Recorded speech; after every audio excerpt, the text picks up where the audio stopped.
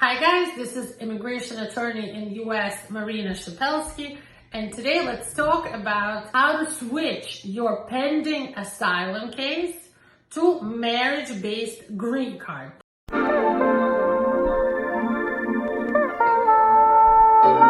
There is such a way, don't be afraid, and today I'll discuss about the two routes you can take depending on where you are in your asylum process. Let's talk about people who filed for asylum with USCIS and still haven't had their interview, even though it's possibly been years, right?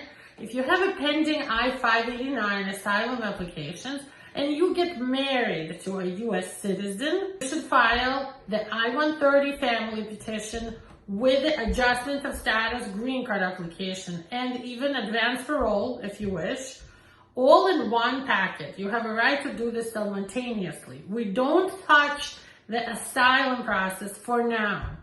We wait for the interview, and at the time of interview for your I-130 and green card through marriage, we request that the officer terminate your asylum case if you are approved, right? You can ask for this if everything goes really well, and you should get an attorney for this process regardless, because without an attorney, it'll be super difficult to navigate this. You could close your asylum case at the interview or not. You could leave it alone. You could first get the green card through marriage, make sure, just to not be like superstitious, get that green card through marriage. Then you withdraw your asylum case by writing a notarized letter to the asylum office and saying, look, I got my green card for marriage already. Thank you so much. I withdraw my asylum application. And you don't have to withdraw. For example, there's circumstances where you might be interested in keeping that asylum application, even if you have a green card through marriage and you're allowed to have both. If, for example, you have a child who aged out but is included in your asylum application but cannot be included for the marriage green card. So in that case, you might be interested in keeping the asylum case going, or maybe filing for SIJS, SIJ, Special Immigrant Juvenile Petition for your child.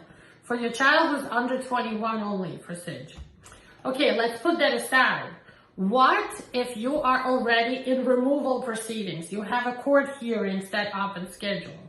In that case, and you marry a U.S. citizen, we submit to court a bona fide marriage affidavit, and we say, hey, Your Honor, we're filing a family petition. So first you file a family petition and you're interviewed with USCIS based on that marriage. At that point, if that happens and you pass the interview, we file for the I-485 green card application and immediately make the motion to dismiss or terminate your asylum case, saying, hey, we don't need the asylum case. We'd like to close out, dismiss, or terminate the removal proceedings because there's an approved marriage-based family petition here. And this guy, my client, can get a green card, or this lady, through this case. And usually, as of things looking at right now, under the Biden administration, they will agree to dismiss this or terminate this, and then you will just proceed with your green card application with USCIS and probably will have an interview separately just for your own green card without your spouse for the green card eligibility, where they, of course, look at things like terrorism, activities, hopefully you have none, arrest,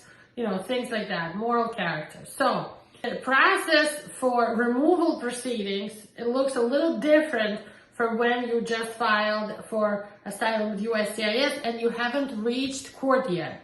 This is why you need a lawyer to determine the right path for you and how to make this right, how to make sure you win the I-130 petition, you win the marriage case, you get approved for the green card, you don't mess up on the questions and the interview stuff. And this is why we are here for you.